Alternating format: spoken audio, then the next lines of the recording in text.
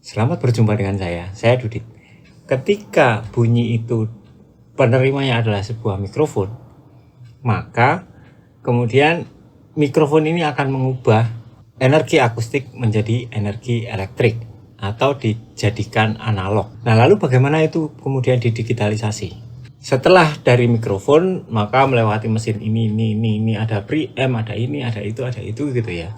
Untuk menjadi digital, maka masuk ke satu mesin yang disebut dengan AD converter atau analog to digital converter. Nah, bentuk alatnya kira-kira kayak gitu. Ini salah satu alatnya itu seperti itu. Ini hanya salah satu contoh saja. Setelah melalui alat ini, kemudian sinyal tadi menjadi digital. Untuk bisa mendengar hasilnya, maka data digital tadi dimasukkan ke satu mesin yang disebut dengan DA converter atau digital to analog converter. Jadi yang awal itu diubah dari analog ke digital.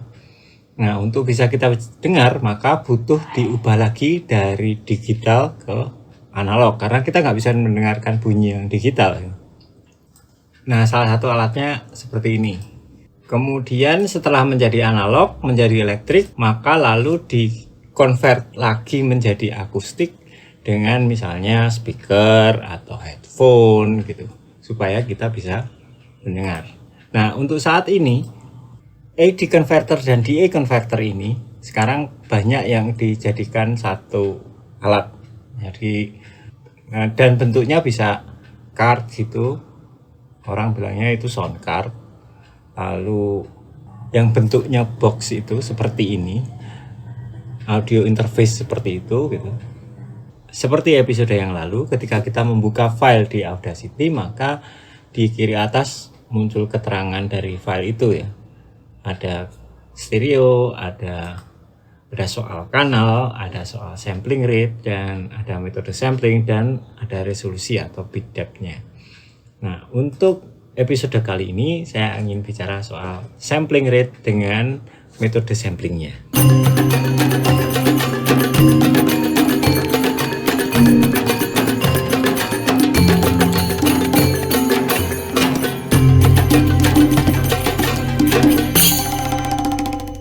Nah, sampling rate dan metode sampling itu ada di situ tempatnya. Jadi di wilayah mesin AD converter atau di wilayah itu ya. Di wilayah mengubah dari analog ke digital. Konversi dari analog ke digital itu menggunakan metode yang disebut dengan PCM. Sebetulnya ada banyak metode sampling dengan modulation ini, tapi untuk digital menggunakan yang PCM ini.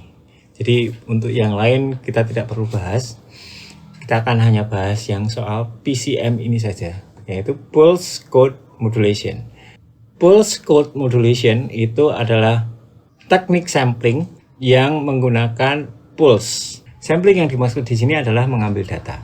Ada cara yang continuous dan ada yang non-continuous. Yang continuous itu terus-menerus, jadi diambil langsung gitu semuanya, direkam langsung. Terus kemudian ada yang menggunakan pulse. Nah, untuk digital menggunakan pulse ini, pulse code dan code, karena digital maka menggunakan code. Kalau teman-teman bingung kenapa begitu ya, ikutin aja dulu. Di dalam metode PCM itu ada 3 tahap. Yang pertama adalah sampling, mengambil data, mengambil sampel. Lalu yang kedua adalah quantizing, atau kalau bahasa Indonesia menjadi kuantisasi ya. Yang terakhir itu encoding, diberi kode gitu.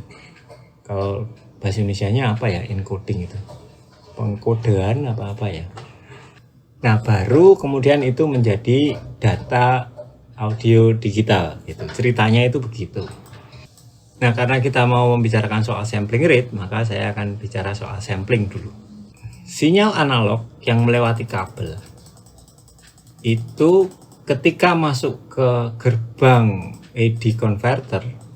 Nah, di gerbang AD converter itu ada bukan peristiwa ya. Gerbangnya itu berubah, ada luncuran pulse gitu. Pulse itu apa ya bahasa Indonesianya? Pulse itu denyut gitu ya. Jadi di gerbang itu ada luncuran denyut. Drut, dut, drut gitu. Ada luncuran denyut yang ketika kemudian sinyal itu lewat, maka nah di situ dapat satu di bagian situ, tembak lagi, tembakin lagi, tembakin denyut lagi lah, maka kemudian dapat data begitu. Nah, seperti yang saya katakan tadi kan ada dua model sampling ya. Yang pertama continuous, yang kedua yang pulse ini, yang berupa denyut yang tidak continuous ya. Jadi ini tidak continuous ya. Jadi hanya satu tembakan gitu, tembakan gitu. Seperti radar itu juga begitu ya. Modelnya pulse gitu. Ditembak. Tembak. Kalau dapat itu baru itu, oh ini dapat ya. Ini juga begitu. Ketika ada sinyal analog lewat, maka di sini oh ini ada sinyal, sinyalnya di sini. Nah, begitu seterusnya hingga selesai. Nah, peluncuran pulse ini diatur berapa kali per detik. Nah, kenapa harus ada peluncuran pulse? Karena peluncuran pulse inilah yang mengambil data. Sehingga pengambilan datanya atau pengambilan sampelnya atau samplingnya dilakukan juga berapa kali per detik. Nah, karena dilakukan model seperti itu, sampling ini ada rate-nya. Berapa kali per detik. Maka kemudian namanya jadi sampling rate, bukan frekuensi, sampling frekuensi gitu, bukan gitu, tapi mungkin supaya beda gitu kali ya. Jadi kemudian menggunakan istilah rate, tidak menggunakan frekuensi gitu. Padahal itu ya sama-sama frekuensi loh sebetulnya gitu. Kan berapa kali per satuan waktu gitu kan, sebetulnya sama juga dengan frekuensi. Ada rate-nya tadi, ada frekuensinya tadi, maka kemudian satuannya menjadi hertz. Karena berapa kali per detik gitu. Hasil data dari sampling tadi itu sifatnya diskrit. Kalau bahasa Indonesia jadi diskrit, itu artinya mandiri gitu ya, sendiri-sendiri gitu ya. Datanya itu per titik itu tuh sendiri-sendiri gitu. Jadi tidak tergantung dengan yang lain. Mungkin pengambilan model seperti ini itu supaya lebih aman ya. Karena kalau hilang satu tidak ada masalah karena diskrit itu tadi. Mandiri, sendiri-sendiri. Setiap datanya itu sendiri-sendiri. Tapi kalau continuous hilang di tengah gitu sudah selesai semua gitu. Kalau ini hilang satu nggak ada masalah gitu. Karena datanya diberi sifat diskrit tadi, ketika mendapatkan data di situ, lalu kemudian di hold, menunggu sampai read berikutnya, peluncuran berikutnya, sehingga kemudian menjadi gelombang yang kotak-kotak seperti ini gitu. Tapi sebetulnya nggak kotak-kotak gitu, datanya tetap titik-titik gitu sih sebetulnya. Nah, kalau teman-teman ada yang sudah sering bermain dengan audio digital, mungkin tahu bahwa sampling rate itu ada macam-macam jenis, bukan macam-macam ya, tapi pilihannya banyak gitu. Nah, itu pilihan yang banyak itu bagaimana gitu. Nah, saya akan mengajak gelombang yang pink ini lagi. Ada satu siklus dalam 1 detik, maka frekuensi sinyal ini adalah 1 Hz. Bila gelombang analog 1 Hz ini mendapatkan sampling rate-nya 1 Hz juga, artinya setiap detik ngambil 1 kali data gitu. Nah, kalau dalam 1 detik ngambil 1 kali data, maka di detik ke-0 ini ngambil data, detik pertama ini ngambil data. Maka hasilnya kalau ini ada 2 detik ya, maka dapat segini nih, dapatnya kayak gini nih. Nih, yang detik ke-0 kayak gini, yang detik kedua gitu, yang detik pertama seperti itu, dan detik kedua seperti itu. Maka hasilnya titiknya ada di sana nih. Maka akan terjadi hasilnya adalah seperti garis lurus begitu. Dan bila kita bandingkan dengan sinyal aslinya, sinyal analognya, maka ini nggak nyambung gitu. Hasil samplingnya itu lurus, padahal aslinya tidak begitu. Nah, sekarang kita bandingkan kalau menggunakan sampling rate-nya jadi 2 Hz. Kalau sampling rate-nya 2 Hz, maka dalam 1 detik ada 2 kali pengambilan data. Hasilnya kayak gini nih. Nah, yang pertama di situ, yang kedua di sana, maka kalau dibandingkan dengan aslinya, nah jadi gini nih, sama-sama memiliki frekuensi 1 Hz atau dalam 1 detik ada 1 periode. Nah, ini yang bikin sama itu ya. Bukan hanya soal bentuknya juga, tapi frekuensinya sama ini. 1 detik ada 1 periode. Nah, kemudian kalau misalnya dijadiin 4 Hz misalnya, makin lebih mirip dengan aslinya. Dari sini kita bisa simpulkan, kita lihat bahwa gelombang analog yang 1 Hz, kalau diberi sampling rate 1 Hz, maka hasilnya garis itu. Kalau dengan 2 Hz, hasilnya seperti itu. Kalau sampling rate-nya 4 Hz, sehingga yang paling sama, yang minimal yang paling sama dengan aslinya, yang sama-sama 1 periode per detik, itu yang 2 Hz, sampling rate yang 2 Hz. Sekarang kita coba lagi kalau gelombang analognya itu 2 Hz.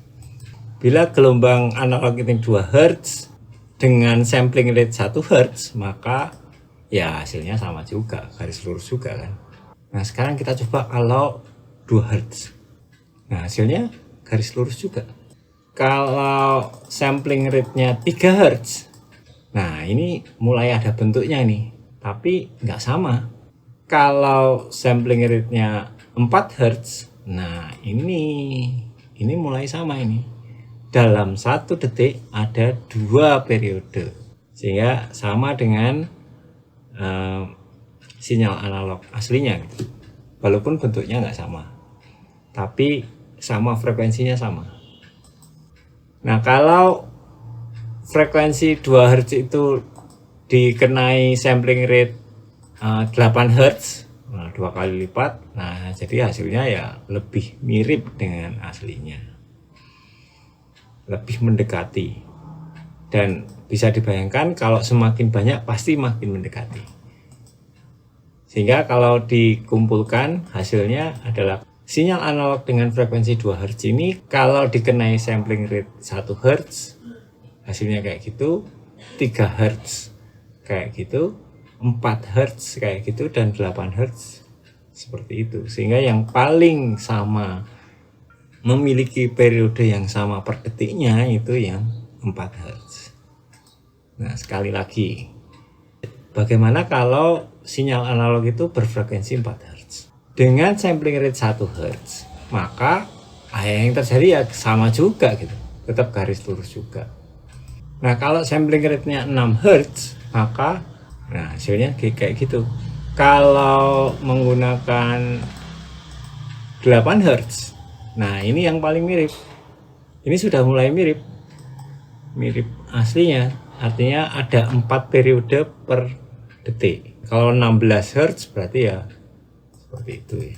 Kalau bagaimana kalau kita tambah lagi, misalnya jadiin 20 Hz, wah ini makin mendekati lagi ya, walaupun tidak mirip-mirip banget, lebih mirip yang 16 Hz gitu ya, tapi ya lebih akurat sebetulnya yang 20 Hz. Sehingga sinyal analog dengan frekuensi 4 Hz ini, nah kalau kita kumpulkan, maka yang paling mirip dengan sinyal analog yang 4 Hz, artinya 4 periode per detik tadi, adalah yang 8 Hz, yang minimal paling mirip. Setelah 8 Hz itu kan 16, kalau menggunakan 16 Hz ya tetap 4 Hz, 4 periode per detik. Yang dengan 20 Hz ya 4 periode per detik. Nah, kita simpulkan di sini bahwa frekuensi sinyal analog yang 1 Hz tadi, sampling rate minimal yang menghasilkan frekuensi yang sama-sama 1 Hz itu adalah minimal 2 Hz. Kalau frekuensi sinyal analognya adalah 2 Hz, maka sampling rate minimalnya adalah 4 Hz. Kalau frekuensi sinyal analognya 4 Hz, maka sampling rate minimal yang frekuensinya sama adalah 8 Hz. Kalau frekuensi sinyal analognya 5 Hz, maka sampling rate minimal yang menghasilkan frekuensi 5 Hz itu berapa? Nah, di dalam dunia audio ada yang disebut dengan frekuensi Nyquist. Frekuensi Nyquist ini adalah karya dari Bapak Henry Nyquist, almarhum. Nah, frekuensi Nyquist itu sama dengan Fs, frekuensi sampel, dibagi 2. Fn, frekuensi Nyquist, adalah frekuensi tertinggi yang bisa di sampling. Sehingga frekuensi Nyquist ini maksudnya begini, kalau kita punya sinyal dengan frekuensi tertentu, maka yang dibutuhkan, sampling rate yang dibutuhkan adalah 2 kali frekuensinya. Jadi frekuensi sinyal analog tertinggi atau yang disebut dengan frekuensi Nyquist itu adalah setengah dari frekuensi sampel.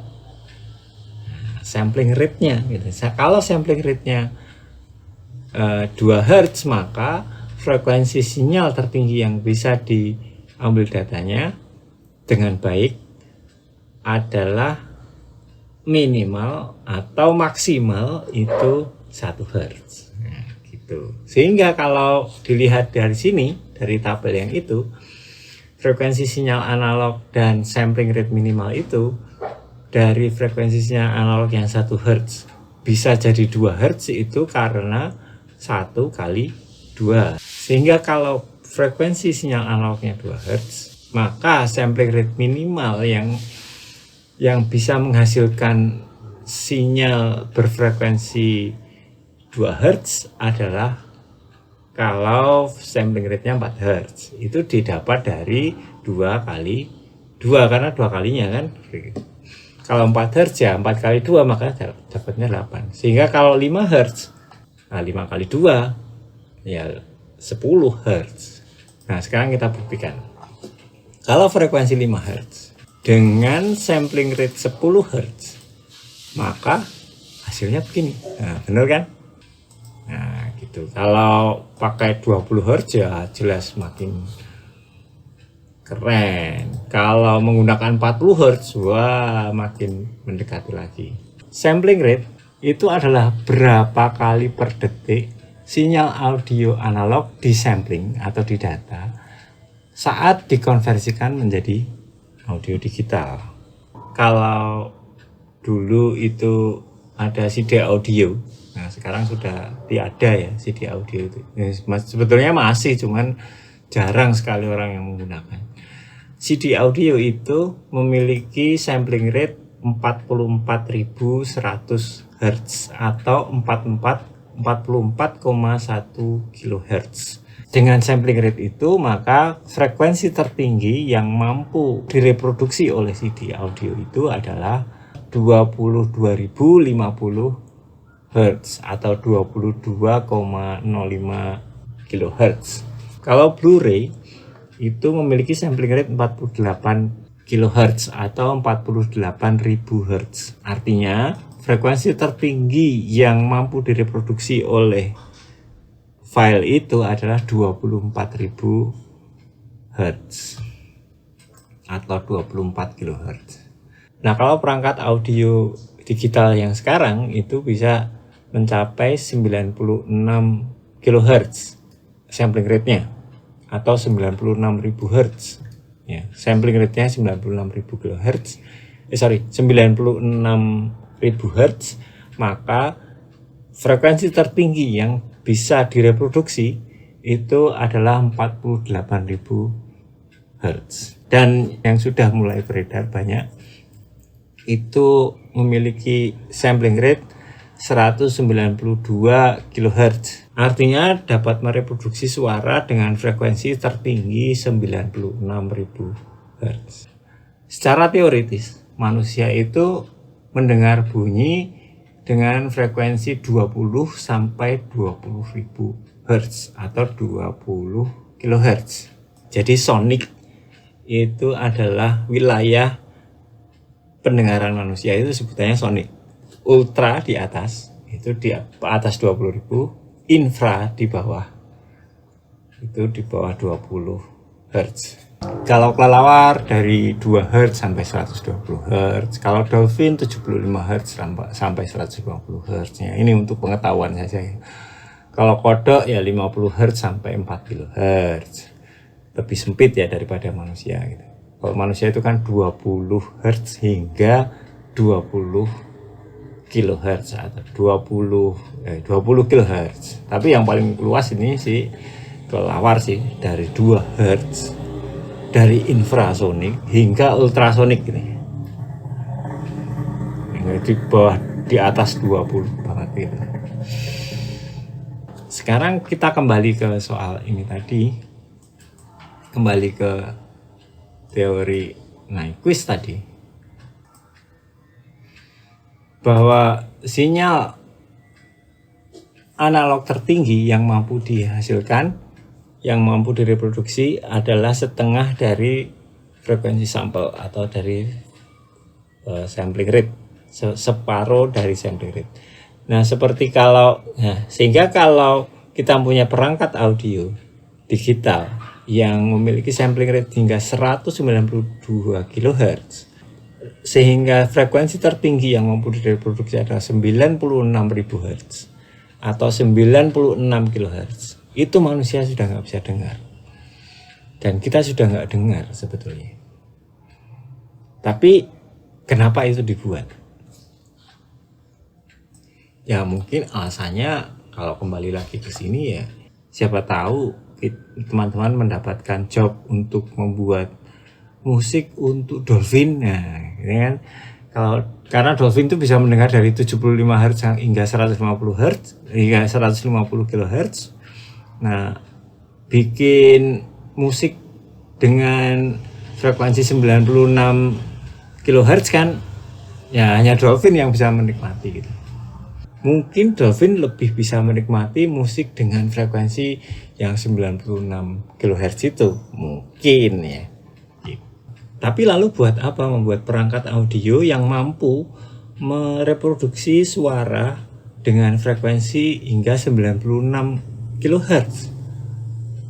Toh kita hanya mendengar, ya toh maksimal kita hanya bisa mendengar 20 kHz.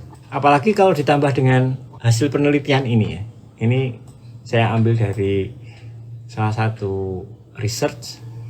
Ini hanya dari 8 kHz ya. Paling pol itu hanya 8 kHz. Dia tidak melakukannya di atas 8 kHz. 8 kHz saja kalau usia sudah 70 tahun itu sudah nggak dengar dengan baik kok. Sudah menurun. Apalagi kalau laki-laki. Wah, ini ya mungkin berbahaya bagi saya ini. Umur 70 tahun itu 8 kHz saya udah nggak bisa dengar. Gila kan. Sudah minus 60. Dan ini satuannya adalah dBHL. dBHL atau decibel hearing level. Itu adalah satuan untuk mengukur ability itu apa bahasa Indonesia?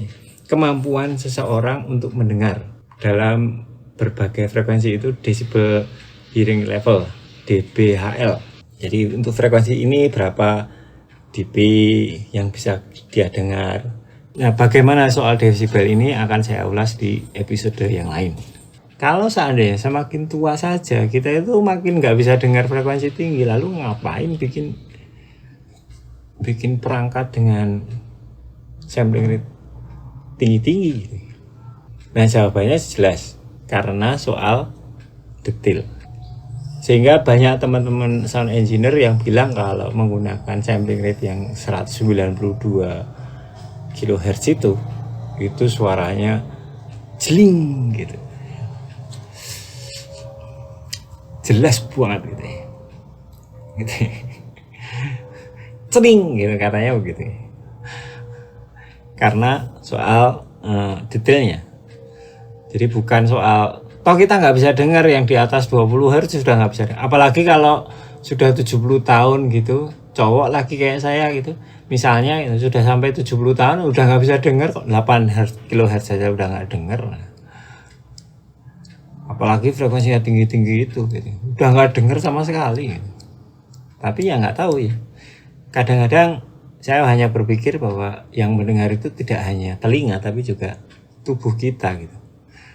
Walaupun telinga kita nggak mendengar tapi tubuh kita bisa mendengar. Karena misalnya seperti kalau kita ke diskotik gitu, yang bergetar itu bukan hanya telinga tapi juga tubuh kita. Itu yang pertama. Yang kedua, kalau di dalam teori-teori sound therapy itu, frekuensi tertentu itu akan menggetarkan organ tertentu. Sehingga kalau pengen organ yang ini yang nggak beres, kemudian menggunakan frekuensi itu gitu. Kalau organ ini yang nggak beres, menggunakan frekuensi yang segini gitu, dan seterusnya. Sehingga yang mendengar itu bukan hanya telinga tapi juga seluruh tubuh kita.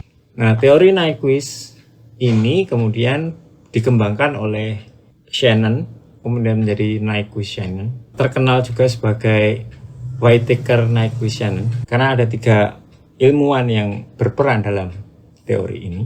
Teori ini bukan hanya untuk audio ya, tapi untuk juga sinyal yang lain gitu. Juga gambar, juga sinyal-sinyal yang lain ya. Jadi tidak hanya eksklusif untuk audio. Teori Nyquist-Shannon atau teori Whittaker-Nyquist-Shannon ini yang sinyal dapat dikonversi dengan akurat menjadi digital jika sampling rate-nya at least twice, 2 kali dari frekuensi tertinggi. Sekarang saya coba untuk mengajak teman-teman melihat di Audacity. Oke, di bagian bawah ini kita pasang project rate. Project rate itu project kita ini berarti sampling rate-nya berapa gitu ya, ceritanya gitu ya. Nah, project rate-nya kita cari ambil yang paling kecil itu 8000.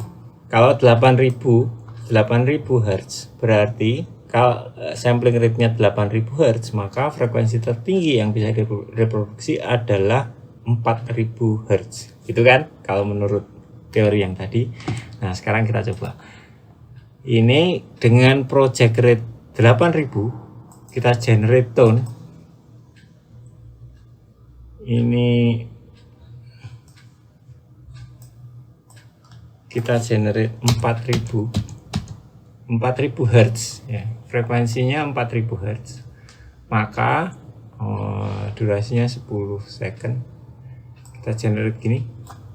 Nah, kok jadi garis lurus? Tapi kalau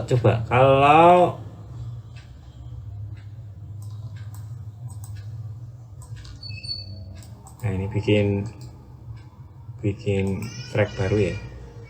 Di track ini kita coba generate tone yang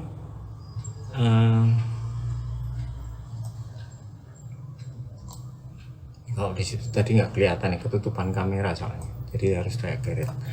Kalau jadi 3999 ya gitu, generate. Nah, ini ada barangnya, ada gelombangnya nih. Tapi kalau yang 4000 nggak keluar. Nah, kita coba, jangan-jangan yang lain juga begitu. Kita bikin misalnya di sini ada 44100 Hz. Nah, dengan sampling rate segitu, maka frekuensi tertinggi yang bisa direproduksi adalah 22.050 Hz atau 22,05 kHz. Nah, sekarang kita coba generate tone 22.050 generate. Nah, nggak bisa, cuman garis lurus, ini nggak ada suaranya juga loh kan, nggak ada suaranya. Tapi kalau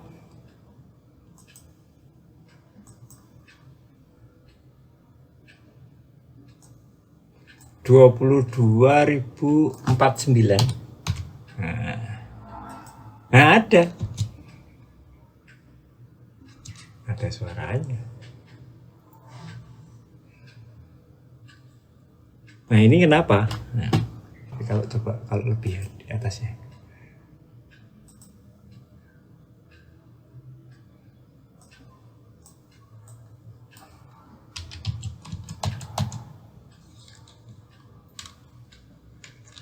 Soalnya kalau kalau di atas 22,50 itu nggak bisa ya.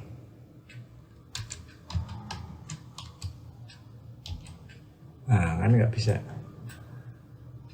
22051 aja soalnya. Nah kalau di Audacity ini soalnya tidak bisa ya, kalau sampling rate-nya 44,1 kita generate tone di atas 22,50, jadi kita nggak bisa membuktikan kalau di atas itu bagaimana gitu. Tapi kalau pas 22050 itu nggak keluar. Nah ini saya juga sudah mencoba di beberapa DAW seperti Soundforge dan Wavelab, itu juga begitu gitu. Nanti teman-teman silahkan coba deh. Nah, pasti nggak keluar. Ini kenapa? Yang terjadi karena begini. Yang sekarang kita coba ya. Ini project kita 44,100, 44.100.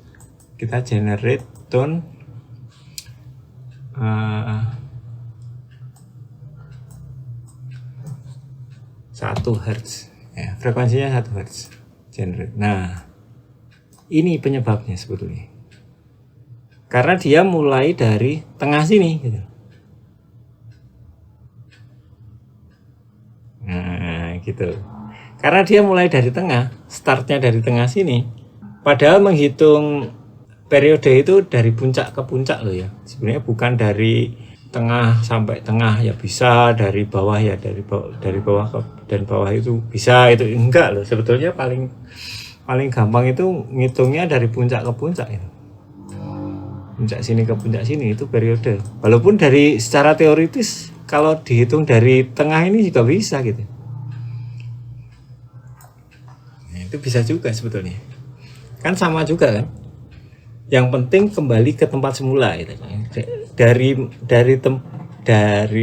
Dari mana kembali lagi ke situ gitu. Kalau ini dari tengah naik dulu, turun, terus naik, nah itu satu periode. Nah kalau dari puncak ke puncak kan dari atas turun, naik lagi ke atas gitu.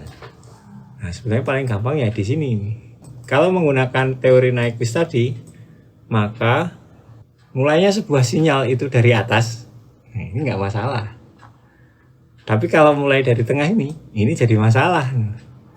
Kita coba lihat.